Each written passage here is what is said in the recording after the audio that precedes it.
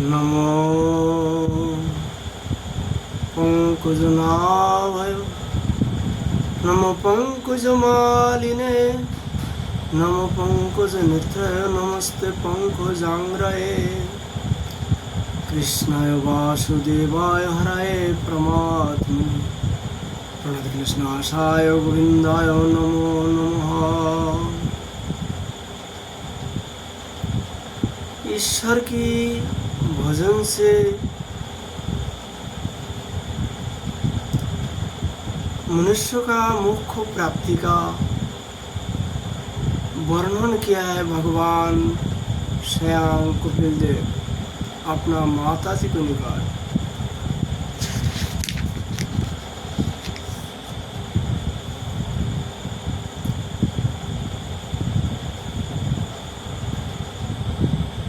कपिल देव का माताजी देवहूति जी ने प्रश्न किया है, पुरुषो प्रकृति ब्रह्मण्यो विमंचति कुर्हिषित् अनन्यो अप्रश्रयन्तच्च नित्यत्व तत्व आदयं प्रभो।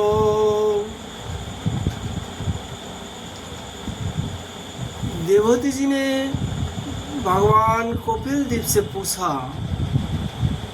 प्रभु पुरुष और प्रकृति दोनों ही नित्य और एक दूसरे के आश्रय से रहने वाला है, इसलिए प्रकृति तो पुरुष को कभी छोड़ ही नहीं सकती। हे ब्राह्मण, जिस प्रकार गंध और पृथ्वी तथा रस और जल की पृथक पृथक स्थिति नहीं हो सकती, उसी प्रकार पुरुष और प्रकृति भी एक दूसरे को छोड़कर नहीं रह सकते। अतः जिनके आश्रय से अकर्ता पुरुष को यहाँ कर्मबंधन प्राप्त हुआ है, उन प्रकृति के गुणों के रहते हुए उसे कैवल्य पद कैसे प्राप्त होगा? यदि तत्व का विचार करने से कभी यह संसार बंधन का तीव्र भय निवृत्त हो भी जाए, तो भी उसके निमित्तभूत प्रकृति गुणों का अभाव न होने से वह भय फिर उपस्थित हो सकता है। भगवान कपिल देव उनका माताजी को निकट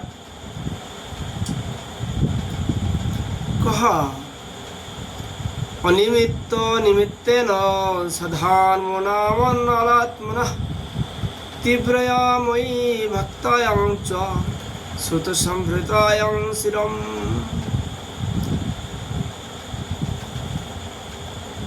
भगवान कपिल देव कहा, माताजी, जिस प्रकार अग्नि का उत्पत्ति स्थान अरुणी अपने से ही उत्पन्न अग्नि से जल कर भस्म हो जाती है, उसी प्रकार निष्काम भाव से किए हुए स्वधर्म पालन द्वारा अंतःकरण शुद्ध होने से बहुत समय तक भगवत कथा श्रवण द्वारा पुष्ट हुए मेरे तीव्र भक्ति से तत्व साक्षात्कार करने वाले ज्ञान से प्रबल वैराग्य से व्रत नियम आदि के सहित किए हुए ध्यान अभ्यास से और चित्त की प्रगाढ़ एकाग्रता से पुरुष की प्रकृति अविद्या दिन रात क्षीण होती हुई धीरे धीरे लीन हो जाती है। फिर नित्य प्रति दोष देखने से भोग करती हुई वह प्रकृति अपने स्वरूप में स्थिति और स्वतंत्र बंधन मुक्त हुए उस पुरुष का कुछ भी नहीं बिगाड़ सकती। सोए हुए पुरुष को स्वप्न में कितने ही अनर्थों का अनुभव करना पड़ता है, किंतु जाग पड़ने पर उसे कौन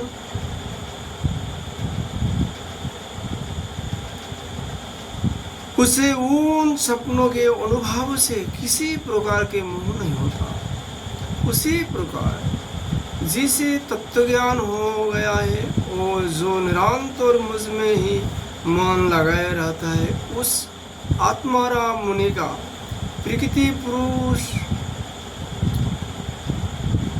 कुछ भी नहीं बिगाड़ सकते। जब मनुष्य अनेकों जन्म में बहुत समय तक इस प्रकार आत्मचिंतन में अर्थात भगवान को नाम लेते हुए हरे कृष्ण कृष्ण कृष्ण हरे हरे, हरे राम राम राम हरे हरे निमग्न रहता है, इस मंत्र को जपते हुए, तब उसे ब्रह्मलोक पर्यंत सभी प्रकार के भोगों से वैराग्य हो जाता है।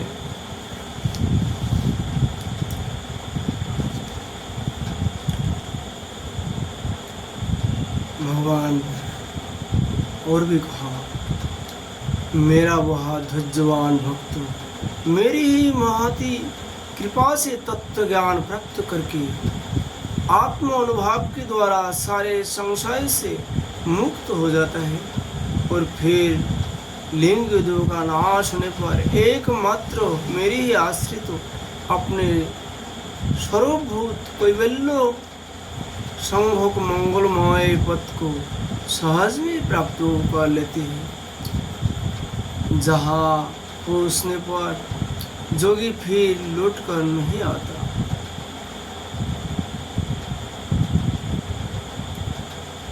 माताजी, यदि जोगी का चित्त योग साधना से भरी हुई मायामयी अनिमा आदि सिद्धियों में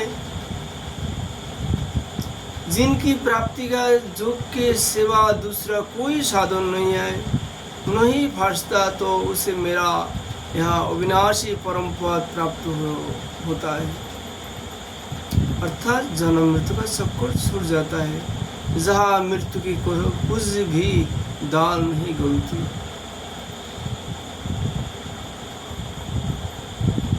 अर्थात भगवान को सेवा प्राप्त।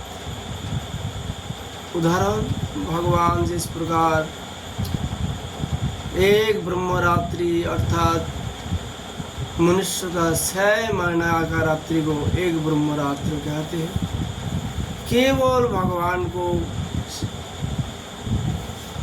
सेवा में निमग्न रही गोपियों, उस प्रकार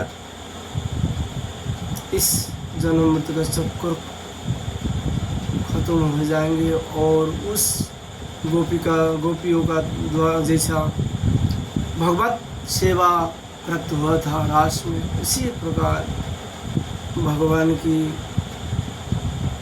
गोलोक धाम में चले जाएंगे।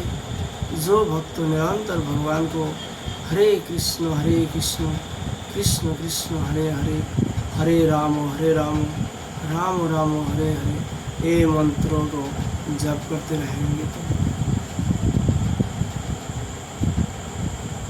भगवान की जो कपिल देव अपना माँ को निकट जीव को कल्याण के लिए जो उपदेश किया है, उस उपदेश आज हम लोग थोड़ा सा चर्चा किया हूँ। राधा माधव का कृपा होने पर फिर कल हम लोग विस्तार से चर्चा करने का प्रयास करूँगा। आज हम लोग भगवान की मुख वाणियों को यही विश्राम देता हूँ।